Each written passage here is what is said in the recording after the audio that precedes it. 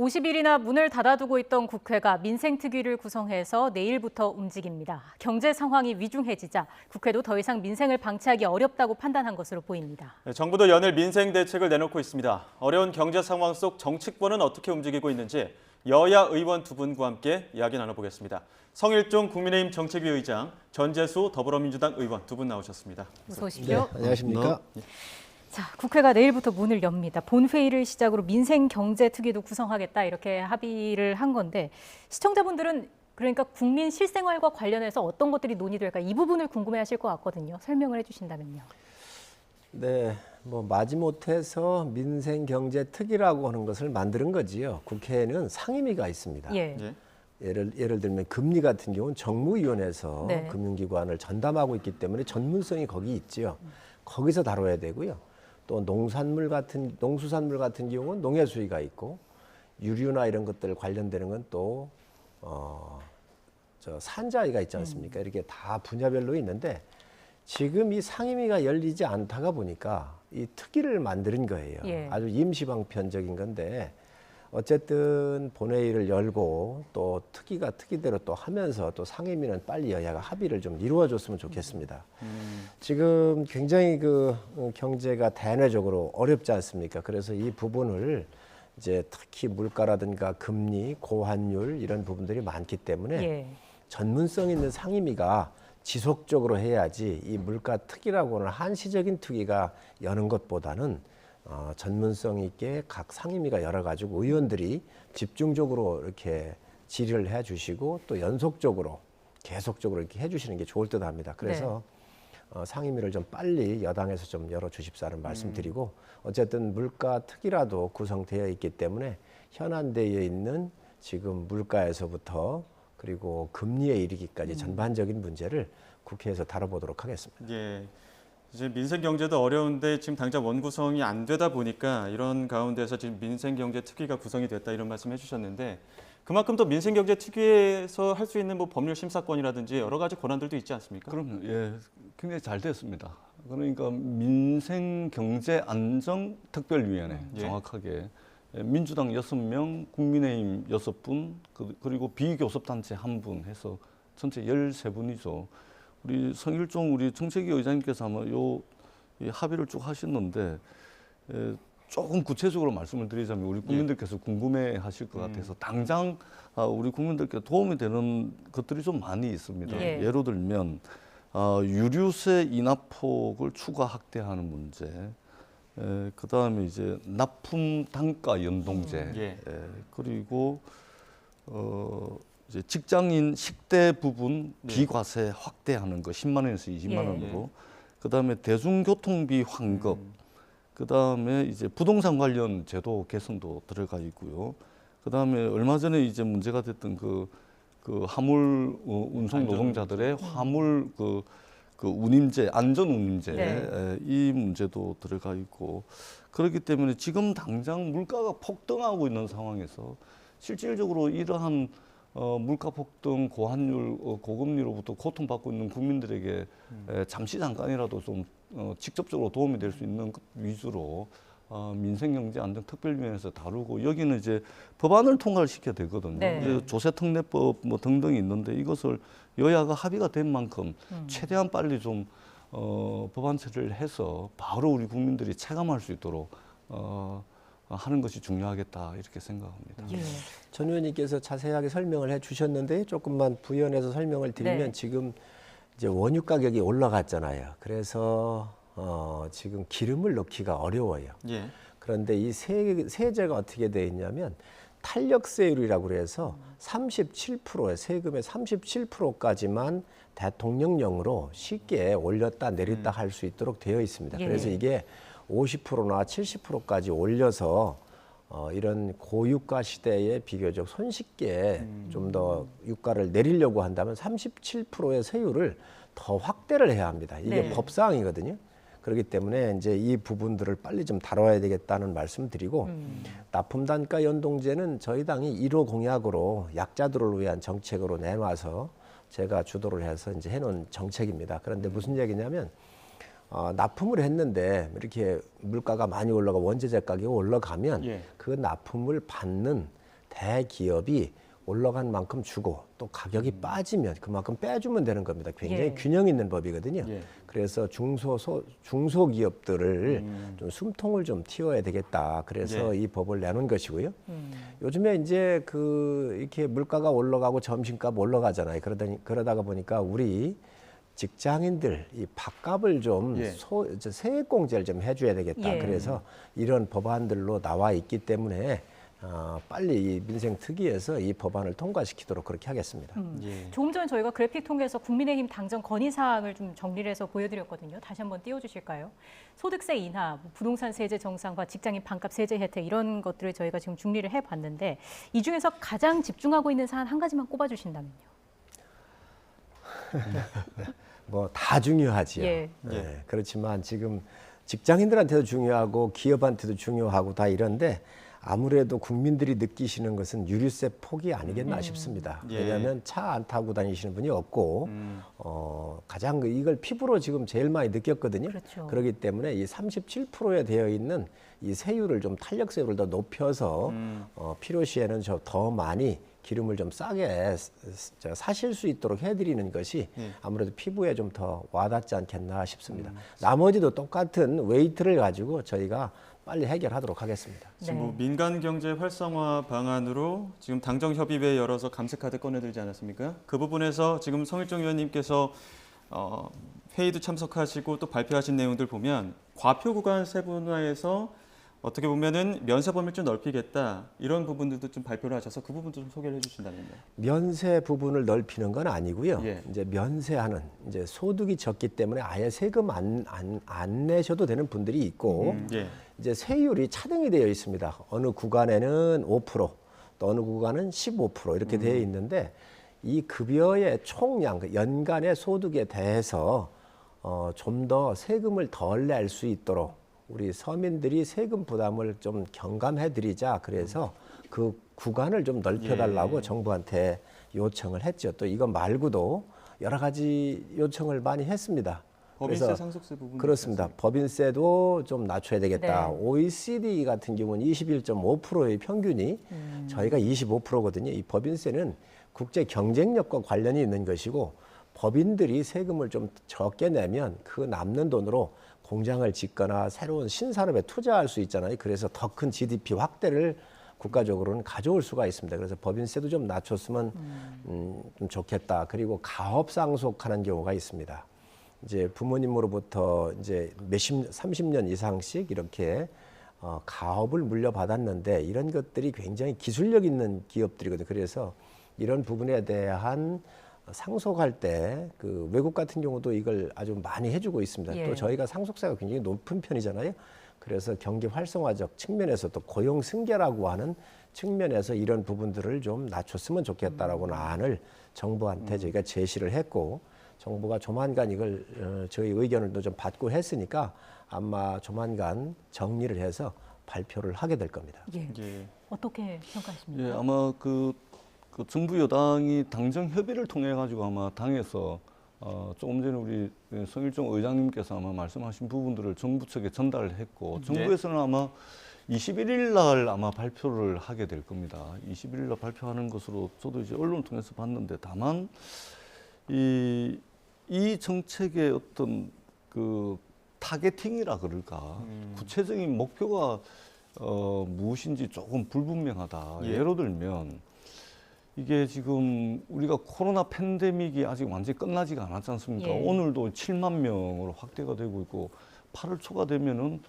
최대 30만까지 갈 수도 있다. 이런 이제 굉장히 암울한 전망들이 나오고 있는 상황에서 여전히 재정 수요는 확대되고 있거든요.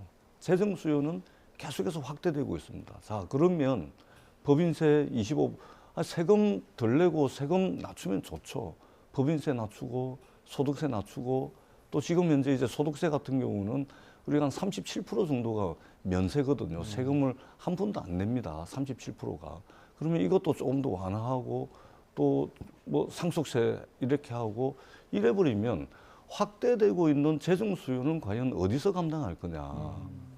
그러니까 이러한 부분들에 대해서도 정부 여당이 좀 대책을 가지고서 정확하게 이 어떤 정책을 추진을 할 때는 그 정책의 타겟이 무엇인지를 정확하게 좀 해주시는 것이 우리 국민들로 하여금 좀 예측 가능성을 높여주겠다. 예. 이런 이제 말씀을 드리고 우리가 부정할 수 없는 것은 이 코로나 팬데믹이 완전히 끝나더라도 적어도 한 5년, 10년 정도는 불가피하게 큰 정부의 시대가 올 수밖에 없습니다.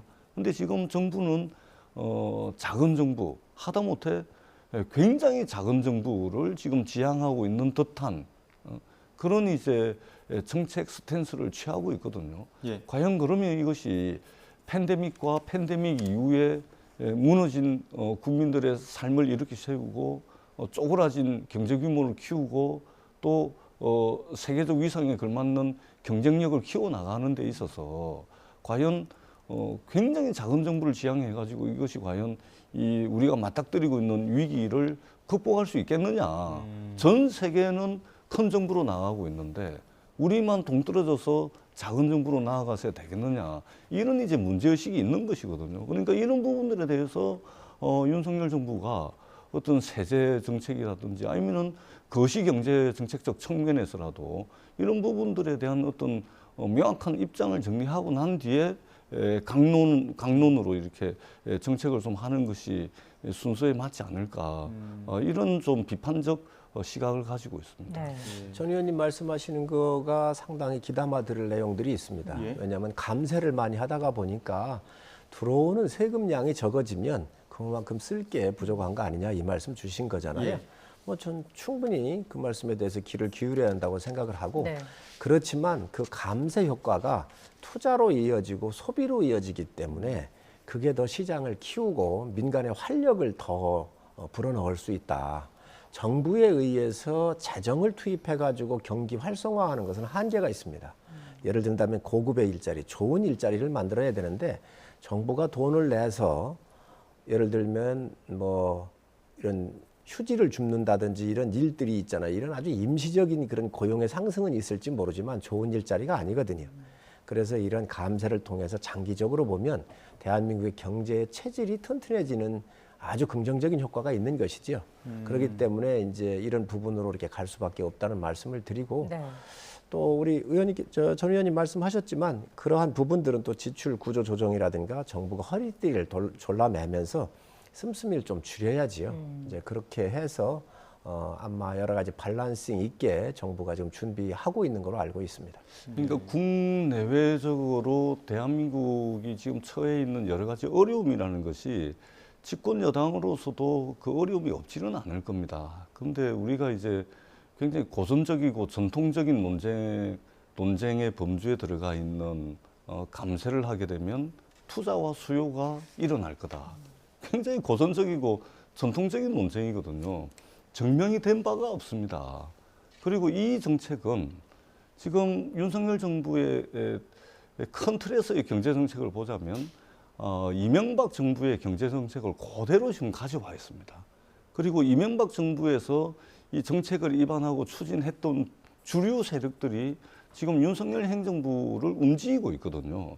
그러다 보니까 이명박 정부에서 추진했던 감세 정책을 지금 이제 그대로 하고 있는 겁니다. 예. 이명박 대통령도 감세를 하게 되면 투자와 수요가 일어날 거다. 그렇게 말씀했습니다. 그렇게 됐습니까? 당장 기업들이 법인세를 좀 깎아준다 그래가지고 깎아준 법인세만큼 투자를 합니까?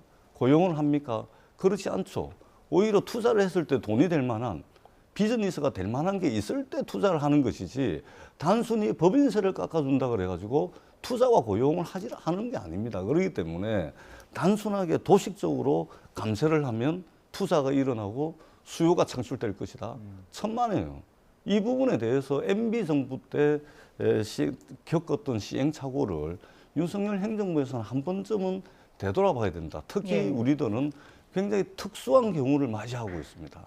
바로 코로나 팬데믹이라는 특수한 상황에 처해 있다는 것도 아울러서 고려를 해주셨으면 좋겠다라는 말씀도 아울러서 드리도록 하겠습니다. 제가 짧게 정리를 하면 지금 국가에 대한 부채가 지금 1,000조가 넘었거든요. 굉장히 위험적 상황에 와 있습니다. 국가의 부채가 많아지면 국가의 신용도가 떨어지죠. 그러면 대한민국 기업이나 국가가 발행하는 채권이 외국에서 소화가 안 됩니다. 그래서 굉장히 어려움이 있는데 지금 전 의원님께서 지적을 하셨는데 옛날 미국이 레이거노믹스라 그래가지고 감세 정책을 통해 가지고 미국의 일자리를 대폭 회복한 적이 있고요. 예.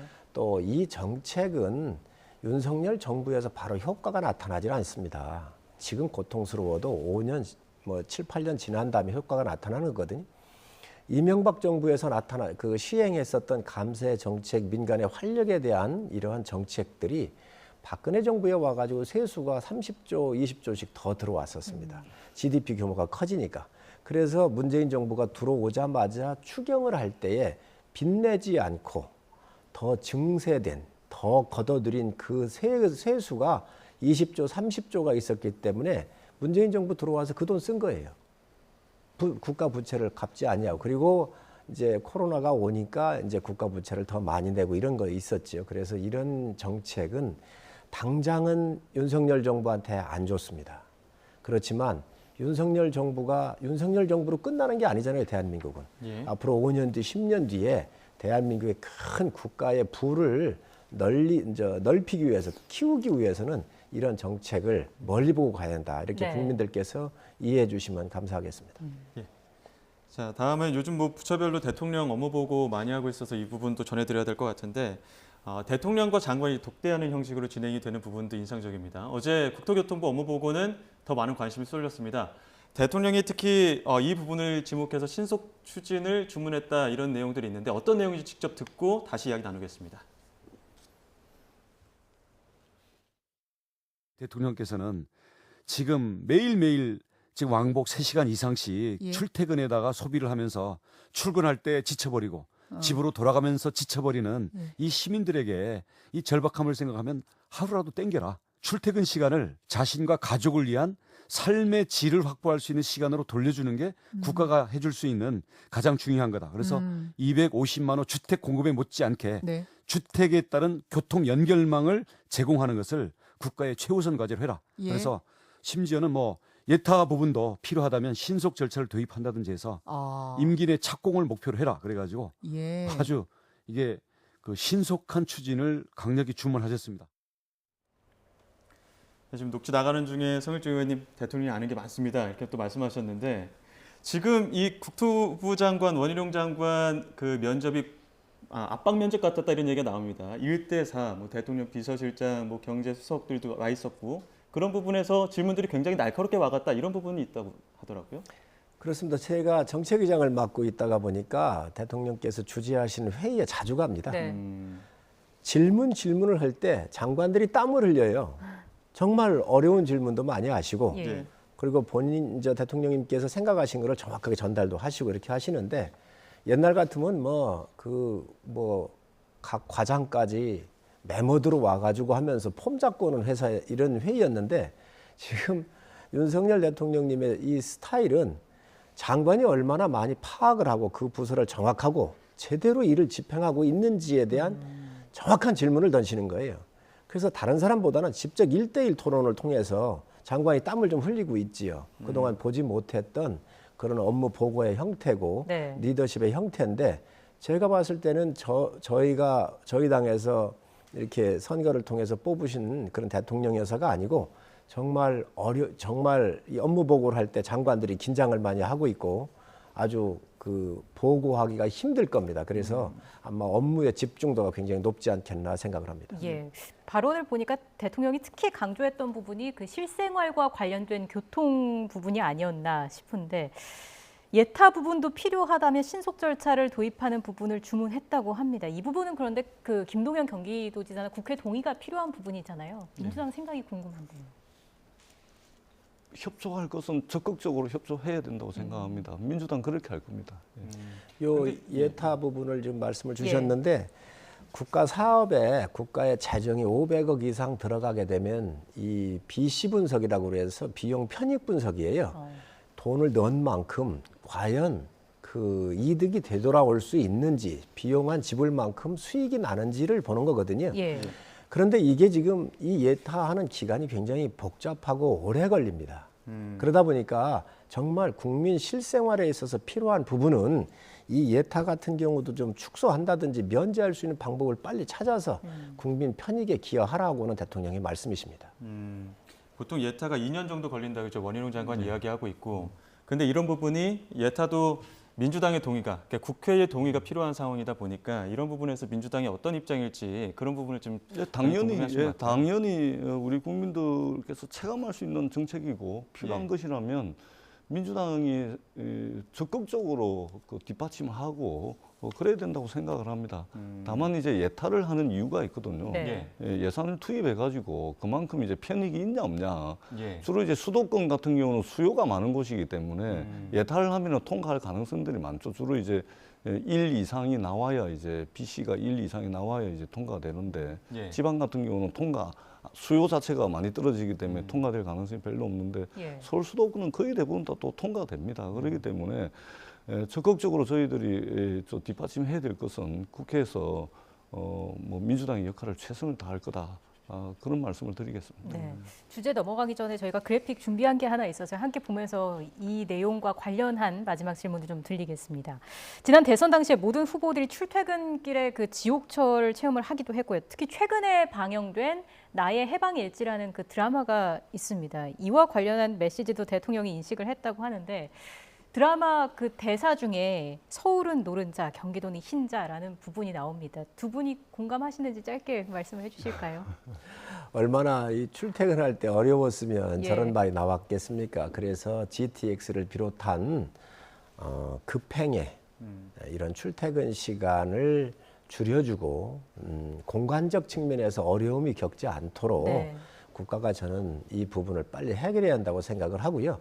바로 이러한 것들이 해결하려고 하다 보니까 예타 기간도 길고 또 이 예타에 따르는 여러 가지 비용 편익 분석 이런 것들이 좀 나와야 되는데 이런 것들을 좀 뛰어넘어서 국민 삶이 빨리 좀 개선할 수 있도록 방법을 찾아라 하는 게 대통령께서 말씀하신 내용입니다. 네. 저도 전적으로 동의를 하는데 서울은 노른자, 경기도 수도권은 흰자, 예. 지방은 계란 껍데기 되겠죠. 네. 다 중요합니다. 네. 다 중요하기 그래서, 때문에 이제 뭐 공간 전적으로 동의를 네. 하면서도 국가 균형 발전에 대한 또 지방과 함께 상생하는 이런 메시지도 좀 대통령께서 해주셨으면 참 좋았겠다. 제가 이제 지방 출신 국회의원으로서 예. 이 말씀을 드립니다. 노른자, 흰자 그리고 계란 껍데기도 있다라는 말씀도 아울러서 드리도록 하겠습니다. 예, 고루고루 발전이 돼야 된다 이런 말씀 주셨는데 주제를 조금 바꿔서요. 말씀하신 것처럼 조금 먼 곳의 이야기입니다. 거제도에서 지금 48일째 대우조선해양 노조가 농성을 이어가고 있습니다. 윤석열 대통령과 장관들은 불법 파업에 엄정 대응하겠다는 입장도 밝혔는데 오늘 아침 윤 대통령 출근길 입장부터 듣고 다시 이야기 나눠가도록 하겠습니다. 파업 관련해서 공권력 투입까지도 생각하고 계신데 그렇다면 그 시기는 어느 정도 되는지 궁금합니다. 아니 산업 현장에 있어서 또 노사 관계에 있어서 노든 사든 불법은 방치되거나 용인돼서는 안 됩니다. 그리고 국민이나 정부나 다 많이 기다릴 만큼 기다리지 않았나 그래 생각이 됩니다. 국정수행 부정평가가 지금 69% 넘게 나오는데 그 원인을 어떻게 보시고 또 원인은 언론이 잘 아시지 않습니까? 그 원인을 잘 알면은 어느 정부나 잘 해결했겠죠. 열심히 노력하는 것뿐입니다. 네. 네, 공권력 투입을 시사한 것이다 이런 분석도 나오는데 일단 이 문제에 대해서 여야의 시각이 어떤지 두 분께서 말씀을 해주시죠. 먼저 말씀해 주시죠. 네, 우선 대우조선이라고 하는 곳은 망했잖아요. 그래가지고 국가에 돈이 10조 원 이상 들어가 있는 그러한 곳이고요. 지금 이제 이 주거래 은행이 산업은행이다가 보니까 산업은행의 자회사로서 출자자가 산업은행이니까 예. 그렇게 해서 운영을 하고 있는데 지금 이거는 불법 점거이자 불법이에요. 모든 게 법의 테두리 안에서 합법적으로 요구를 해야 되거든요. 근데 지금 이 이제 대우조선이 있고 하청업체가 있는 거 아니겠습니까? 22개의 하청업체가 이제 공정별로 있어가지고 있는데 이 중에 이제 한 회사가 임금을 30% 이상 올려달라. 예. 그리고 300% 보너스를 달라고 요구를 하는 거거든요. 근데 이거를 산업은행 보고 자꾸 이제 해달라고 하는 거잖아요. 전 이게 옳지 산업은행이나 아니면 대우조선 보고 해달라고 하는 건데 예. 지금 임금 협상이 거의 90% 이상이 마무리가 됐고 또 이거를 적법하게 해야지요. 이 배가 만들어져서 지금 진수식을 해야 돼요. 근데 12척이 진수식을 해야 되는데 여기에 들어가 가지고 지금 현재 진수식을 못 하도록 여기에 가가지고 용접을 해가지고 그 안에 갇혀 있어가지고 못하게 하는 거 아닙니까? 그래서 지금 현재 약 한 6,600억 정도의 손실이 나고 있고요. 매월 130억 정도의 지체 상금을, 지체 보상금을 내야 된단 말이지요. 네. 작년에도 1조 7천억의 대우조선이 적자가 났는데 이렇게 하면 안 된다는 거지. 그래서 이 문제는 하청업체하고 노동자들하고 협의할 문제예요. 그리고 이거는 이미 다 계약이 다 이루어졌고 일도 다 진행이 된 거 아니겠습니까? 그렇기 때문에 다음에 일거리가 나올 때는 이런 거를 또 그 임금 협상에 그 매년 하게 되어 있으니까 그때 하는 게 좋지. 예. 지금 이것을 지금 불법적으로 점거해 가지고 파업을 해서 진수식조차 이게 못하게 한다고 하는 것은 회사적으로나 국가적으로 굉장한 신인도에서부터 큰 손실이 있습니다. 그래서 방송을 통해서 빨리 이런 부분을 정상화해서 진수식 할 수 있도록 해주시고 또 그러고 나서 노동자들이 요구할 걸 요구하는 게 맞다라고 생각을 합니다. 예. 저는 6,600억의 손실이 발생했다라고 말씀하셨는데 그렇게 천문학적 금액이 손실이 날 동안 도대체 해결하지 않고 뭘 했는지 6,600억이 이 손실이 날 정도면 노조가 지금 요구하고 있는 거 다 들어주고도 여러 수천조가 남는 돈입니다. 이분들이 요구하는 게 무리한 것이 아닙니다. 지난 6년 동안요. 조선업이 거의 고사 위기까지 가는 바람에 임금이 30%가 삭감이 된 겁니다. 예. 삭감된 임금을 원상복귀 시켜달라는 겁니다. 이게 30% 인상인 거예요. 6년 동안 30% 삭감을 했는데 그거 원상복귀 해달라는 요구입니다. 그러니까 이게 과한 요구입니까? 그리고 오늘 대통령께서 출근하시면서 하신 저 말씀은 대통령의 말씀은 아닙니다. 검찰총장으로서 하실 수 있는 말씀이죠. 대통령, 지도자로서 법, 불법, 합법, 불법을 이야기하고 공권력 투입을 말씀하시면 안 됩니다. 기본적으로 저것은 검찰총장으로서는 하실 수 있는 말씀이지만 대통령으로서는 적어도 중립적 행위자로서 공정한 중재자로서의 어떤 정부의 역할에 방점을 찍어야지 예. 공권력을 곧 투입하겠다. 이래버리면 큰일 날 말씀이다. 그리고 정부가 정부 당국자들이 가장 유혹에 노사관계가 잘 안 풀릴 경우에 가장 쉽게 유혹에 빠지는 게 뭐냐면 공권력 투입입니다. 이 공권력 투입에 한번 맛이 들여지게 되면 시도 때도 없이 공권력 투입하게 됩니다. 그러면 거기에 엄청나게 많은 예측 불가능한 불상사들이 일어날 수밖에 없습니다. 예. 노사는 국가가 적어도 정부가 공정한 중재자, 적어도 중립적 행위자로서 어떤 조정을 할 수 있는 그런 적극적인 자세를 보여야 되고 지금 하청업체는요 아무런 권한이 없습니다. 원청인 대우조선해양 그리고 더 근본적으로는 대우조선해양의 지분 56%를 가지고 있는 산업은행이 나서야 됩니다. 아무 권한 없는 하청업체 보고 이 30% 임금 이전에 다 줄여놨는데 이거 원상복귀 시키라 그러면 하청업체가 어떻게 책임을 집니까? 하청업체가 아무 능력도 없는 하청업체가 그러니까 산업은행이 나서야 돼요. 그래서 이 부분은 공권력 투입 운운하지 마시고 네. 불법 파업 운운하지 마시고 적어도 이 노동자들의 이 아픔을 손톱만큼이라도 공감을 한다면 적극적으로 중재하는 것이 정부의 역할이다. 이 말씀을 마지막으로 드리도록 하겠습니다. 네. 제가 원칙만 잠깐 짤막하게요. 말씀을 드리면 협상할 수 있습니다. 그러나 불법이 아니고 또 불법 증거가 아닌 상태에서 협상을 도와줄 수도 있지요. 네. 그리고 그동안 협상 안 해온 게 아닙니다. 오랫동안 해왔습니다. 그런데 이거 안 되는 거예요. 불법으로 이제 간 거예요. 그러면 민주주의 국가는 법에 의한 지배입니다. 법치라고 하는 것은 그 나라가 운영되는 가장 중요한 뼈대예요. 대통령은 바로 이 법의 토대 위에서 대통령으로서 역할을 하시는 거잖아요. 예. 그렇기 때문에 바로 이 국가의 원칙을 훼손해서는 안 된다. 국가의 기본이 바로 서야 된다. 그렇기 때문에 법치 얘기를 하는 것입니다. 알겠습니다. 저희가 이야기를 더 듣고 싶은데 늘 시간이 아쉽습니다. 저희가 다음 주에 다시 또 모시겠습니다. 성일종 국민의힘 정책위의장, 전재수 더불어민주당 의원 두 분과 함께했습니다. 고맙습니다. 네, 감사합니다.